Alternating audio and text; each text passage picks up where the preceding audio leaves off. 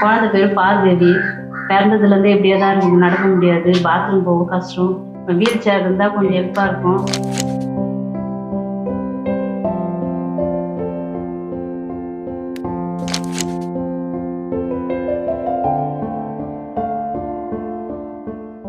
ரொம்ப கஷ்டப்படுறோம். வீட்டு வேலைக்கு தான் போகிறோம். நாங்கள் வீட்டுக்காரர் இருந்து 10 வருஷம் ஆயிடுச்சு.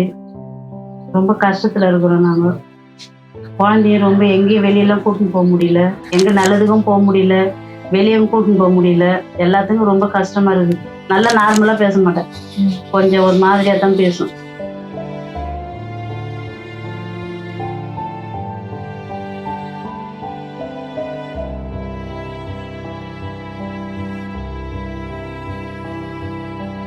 Sania madam thank you. ஜாலியா நீங்க வெளிய போவீங்களா? இது எடுத்துன்னு வந்து கொடுத்த அன்னை தெரேசா அவங்களுக்கு ரொம்ப நன்றி.